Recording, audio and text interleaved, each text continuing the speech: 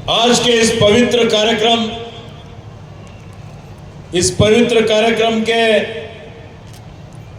सानिध्य में ये जो कार्यक्रम चल रहा है, परम पूज्य काशी जगत गुरु जी चंद्रशेखर शिवाचार्य जगत गुरु जी को मेरा भक्तिपूर्वक नमन करते हुए इस कार्यक्रम के यहाँ पर और एक हमारे हारकूट के परम पूज्य छलवीर शिवाचार्य स्वामी जी, जो कि हमारे लाडले स्वामी जी हैं, उनके चरणों में मेरा प्रणाम करते हुए यहाँ हमारे औसा महाराज जी, एक तो यहाँ पर गुरु महाराज जी हैं, गहनीनाथ महाराज जी हैं, गोरखनाथ महाराज जी हैं, और भी जितने महाराज जी यहाँ पर है सभी को मेरा प्रणाम करते हुए, और खास करके हमारे औसा के जो लिंगैक्य ज्ञानेश्वर महाराज जी को भी मैं स्मरण करते हुए, क्योंकि उनका मैं छोटा रहे जब, मतलब मैं अभी युवक था, तो हमारे मधकट्टी में कईयों जगह पे उनका पारायण मैंने सुना है, उनका प्रवचन सुना है, बहुत ही प्रभावित भी मैं हुआ हूँ। उनका हमारा परिवार बहुत बड़ा, उनका अविनाभाव संबंध है। तो सभी महाराजों को फिर एक बार मैं नमन करते हुए यहाँ पर इस कार्यक्रम में जो ना यहाँ के विधायक श्री शरणु सलगर जी हैं, हमारे मित्र माजी विधायक श्री विजय सिंह जी हैं, नागदेव जी हैं, सभी हमारे नीलकंठ राठौड़, शरणु हैं, अलगोट, और भी बहुत से लोग, बाबूराव तुम्बा, और खास करके यहाँ पर जितने बहनें आए हैं, जितने माताएं आई हैं, जो भाई लोग, यहाँ के हमारे जो सीमा भाग में रहने वाले सभी मराठी भाषिक हो, कन्नड़ा भाषिक हो, सभी लोग मिलके ये जो नाथ षष्ठी उत्सव मैंने सुना अभी आते ही, गुरु महाराज जी मुझे बताए कि 227 है ना, 227वां साल है ये। 227 साल से निरंतर ये जो उत्सव चल रहा है, बहुत ही प्रशंसनीय कार्य है, क्योंकि हम लोगों को याद करना चाहिए कि एक हमारे एक संस्कृति है, एक परंपरा है, एक इतिहास है। इस इतिहास को, एक संप्रदाय को आगे लेके जो हमारे महाराज जी, औसा महाराज जी लेके आ रहे हैं, तो हम सब लोगों का बहुत बड़ा जो ना उन्होंने सम्मान प्राप्त किया है। मैं महाराज जी को और अलगुड़ गांव में जो आप सब लोग भक्त लोग मिलके ऐसे बड़ी, जो इतनी बड़ी तादाद में आप लोग एक जनस्तोम यहाँ पर है, रात को 10 बज रहे हैं, लेकिन 10 भी बजा होगा, इतना समय होने के बावजूद भी हमारे बहनें, माताएं, भाई सभी लोग इनका जो है ना चक्री भजन या कीर्तन यहाँ पर सुनने के लिए आप लोग बैठे हैं। मैं समझता हूँ हमारा भाषण सुनने के लिए नहीं बैठे हैं, फिर भी दो चार बातें तो करना पड़ता है, इसलिए मैं पालक मंत्री के नाते से बोल रहा हूँ। सबसे पहले तो मैं मेरे तरफ से आप सब लोगों को, जितने लोग आयोजन किए हैं ये धार्मिक सभा, तो उन सब लोगों को मेरे तरफ से, हमारी सरकार के तरफ से हार्दिक हार्दिक बधाई और शुभकामनाएं देता हूं।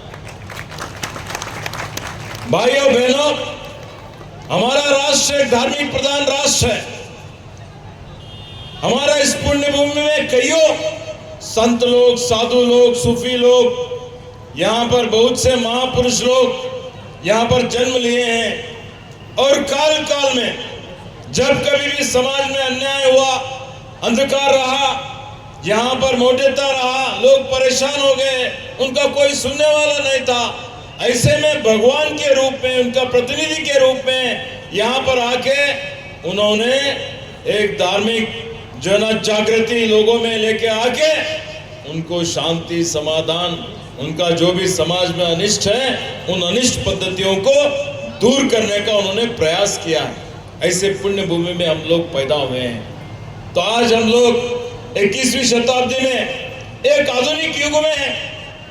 आधुनिकता हमारा नींद चुरा लिया है। क्योंकि हम लोग देख रहे हैं, हम सब लोग सुबह उठते ही दबाव में काम कर रहे हैं। कोई राजकारणी हो, कोई व्यापारी हो, या कोई इंडस्ट्रियलिस्ट हो, या कोई छोटा मोटा कितने भी लोग हैं, सभी इतने टेंशन में काम कर रहे हैं कि सभी लोगों को एक ही दुविधा रहता है, किस तरह से मैं पैसे कमाऊं, किस तरह से मैं यहाँ पर मेरा कीर्ति बढ़ाऊं, किस तरह से कुर्सी हासिल करूं। ऐसे स्वार्थ में इंसान क्या हो रहा, मशीन की तरह काम कर रहा है। तो आज भौतिक सुख की ओर हम लोग बढ़ रहे हैं। कितना भी ऐश्वर्यामय वस्तुएं हो, छोटा कार है तो बड़ा कार लेना चाहता है, छोटा बंगला है तो बड़ा बंगला बनाना चाहता है, कितना भी संपत्ति हो वह और संपत्ति ज्यादा करने का ही सोचता है। इस सोच में क्या हो रहा है, इंसान इंसानियत खो बैठा है। तो आज सुबह उठते हम जो देखते हैं, तो सुबह पेपर में जब पढ़ते हैं, टीवी में देखते हैं, तो भाई भाई को मार देता है, बेटा माता पिता को मार देता है। तो यहाँ पर इतनी हालत खराब है कि महिलाओं के ऊपर अन्याय होता है, अत्याचार होता है, बच्चों के ऊपर अत्याचार होता है। तो ये जो दौर्जन्य चलता है, कहीं प्यार नहीं, मोहब्बत नहीं, विश्वास नहीं है, एक दूसरे के पीठ के ऊपर छोरा भोंकना, यही चल रहा है। तो क्या ये जो है ना किसी को शोभा देता है? इंसान की जिंदगी क्या है? इंसान जब यहाँ पर पैदा होता है तो वो भी खुश रहना चाहिए, दूसरों को भी अपनी तरफ से सेवा करना चाहिए, खुशी का रहने का मौका देना चाहिए। यही इंसानियत है। तो भाइयों बहनों, आज जो हम लोग देखते हैं, धर्मो रक्षिते रक्षिता बोलते हैं। जो धर्म का रक्षण करता है उसका धर्म संरक्षण करता है। धर्म बोले तो क्या है? धर्म बोले तो सत्य है, धर्म बोले तो न्याय है, धर्म बोले तो यहाँ पर गिरे हुए लोगों को ऊपर उठाना ही धर्म है, अपने माता पिता का सेवा करना ही धर्म है। जो लोग कष्ट में हैं, कष्ट में रहने वाले लोगों का आंसू पहुंचना ही धर्म है। लेकिन बसवण्णा ने कहा था, दैवे धर्म तो बोला है भैया, तो दया करो, जो ना करुणा रहने दो, प्यार रहने दो, यही धर्म का मूल है। लेकिन आज धर्म के नाम के ऊपर भी हम लोग एक तरह का राजकथा, एक तरह का द्वेष की राजनीति, एक तरह का भय का वातावरण हम लोग देख रहे हैं। जाति जाति में, धर्म धर्म में लड़ाई कराने का भी हम लोग देख रहे हैं। भाईचारा नहीं, सद्भावना नहीं, सामरस्य नहीं है। तो भाइयों बहनों, इंसान को क्या चाहिए? इंसान को चाहिए शांति चाहिए, समाधान चाहिए। और शांति समाधान कहाँ मिलने वाला है? शांति समाधान यहाँ पर मिलने वाला है, धार्मिक सभा में मिलने वाला है। जगत गुरु जी के प्रवचन सुनने से शांति महसूस होता है। पूज्य हरकुट स्वामी जी के प्रवचन सुनने से शांति मिलती है, नेಮ್ಮದಿ मिलती है, समाधान मिलता है। ज्ञानीनाथ महाराज जी का, गुरु महाराज जी का भजन सुनने से, कीर्तन सुनने से इंसान में जो क्रौर्य है, इंसान के अंदर जो गलत विचार है, वो विचार चले जाते हैं। सत्संग में इंसान चले जाता है, अच्छाई की तरफ जाता है, बुराई से अच्छाई की ओर जाना, अंधकार से जो है ना यहाँ पर जागृत होकर निकलना। तो ये जो अधर्म से धर्म की तरफ, असत्य से सत्य की तरफ जाना, यही हमारे जो है ना ये जो पारायण है, ये जो भजन है, कीर्तन है, प्रवचन है, इससे मनुष्य का जो है ना मन में बदलाव आता है, तो वो सही रास्ते पे चलता है।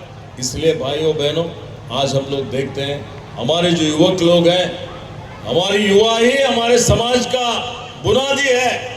आने वाले दिनों में उसके ऊपर ही जिम्मेदारी है। इस देश का भविष्य है, इस देश का जो ना संपत्ति है, किधर जा रहा है? बहुत प्रतिभावंत है, डॉक्टर, इंजीनियर, IAS IPS है, लेकिन गलत रास्ते पे चल रहा है, व्यसन की ओर बढ़ रहा है, नशा करना, शराब पीना, बहुत से ऐसे माता पिताओं का गौरव नहीं करना, ये सब हमारे युवक लोग मुख्य वाहिनी में आना है। तो ऐसे प्रवचन होना चाहिए, चक्री भजन होना चाहिए, कीर्तन होना चाहिए, जिससे कि परिवर्तन होना चाहिए। तो मैं ज़्यादा समय नहीं लेते हुए इतना ही कहना चाहता हूँ, क्योंकि समय हुआ है आपका प्रवचन का, भजन का, कीर्तन का समय भी आया है। तो मैं यही कहना चाहता हूं कि एक पालक मंत्री के नाते कर्नाटक राज्य की सरकार जो है, आप लोगों के पूज्य स्वामी जी के आशीर्वाद से 10 महीने पहले हमारी सरकार अधिकार में आया है। सिद्धरामैया जी के मुख्यमंत्रित्व में जितने भी गारंटी हमने बोले थे वो सब अनुष्ठान में लेके आए हैं। गरीबों के लिए, मध्यम वर्गों के लिए, लोगों के लिए सरकार की तरफ से उनको जो है ना आर्थिक सबल करने के लिए जितने कार्यक्रम हमने दिया है, वो कार्यक्रम आगे भी ऐसी हम लोग उसको आगे लेके जाएंगे बोल के बोलना चाहता हूं।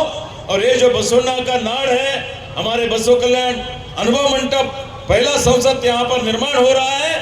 मैं मंत्री के नाते यही कहना चाहता हूं कि सभी के सहकार से 2025 में बसो कल्याण में अनुभव मंडप का निर्माण का कार्य जो 650 करोड़ से चल रहा है, वो कार्य पूरा करके लोकार्पण करेंगे बोल के आज इस मंच से मैं कहना चाहता हूं। उसके साथ साथ जितने भी हमारे परिवार का, मेरे पूज्य पिताजी भीमण्णा खंडे जी का, मेरा सभी का, इस हमारे पूज्य गुरुजी चन्नबसु पटदेवरी का बसो कल्याण से बहुत बड़ा नाता रह चुका है। बसो कल्याण में विकास में बहुत ज्यादा मुझे दिलचस्पी है। मेरा क्षेत्र भालकी रहे तो भी, कई बार मैं विधायक नहीं रहे तो भी भालकी बसो कल्याण में आके बसो कल्याण का डेवलपमेंट करने का, प्राधिकार निर्माण करने का, यहाँ पर म्युनिसिपालिटी मंत्री रहे जब अनुदान देने का, सिंचाई योजना बनाने का, सभी कुछ कार्य हमने किया है। बसो कल्याण को मॉडल बनाने का है। आने वाले दिनों में बसो कल्याण एक धार्मिक, आध्यात्मिक, अंतर्राष्ट्रीय प्रवासी केंद्र, धार्मिक केंद्र यहाँ पर होना चाहिए, जो कि विदेश से भी लोग आके यहाँ पर शांति, समाधान, बसो तत्व का अनुसरण करना चाहिए। ऐसे महाराजों का प्रवचन चलते रहना चाहिए। ऐसा एक तीर्थ क्षेत्र, एक धार्मिक क्षेत्र, एक आध्यात्मिक क्षेत्र करने का हम लोग पूरा सभी का साथ लेके हम लोग पूरा करेंगे बोल के आपको विश्वास दिलाते हुए, आज लोकसभा का चुनाव रहने के बावजूद भी, क्योंकि इसमें कोई नीति संहिता आता नहीं, हम कोई राजनीतिक भाषण भी नहीं दे रहे हैं, तो मुझे यहाँ पर बुला के आह्वान करके पूज्य महाराज जी का, सभी का आशीर्वाद लेने का एक अवसर आप लोगों ने जो दिया है, इसलिए फिर एक बार आपको मेरा धन्यवाद देके, सभी पूज्य स्वामी जी को मेरा नमन करते हुए, सभी को शुभकामनाएं देके, आज भगवान के विठल रुक्मिणी जी के, सभी के पूज्य स्वामी जी के आशीर्वाद से सभी को सुख, शांति, समाधान, सभी को सफलता मिले, सभी का आरोग्य, आयुष्य सबका बड़े अच्छा रहे, ये प्रार्थना करके मेरा 2 शब्द समाप्त करता हूं। जय हिंद, जय कर्नाटक। आदरणीय नागदेसाई।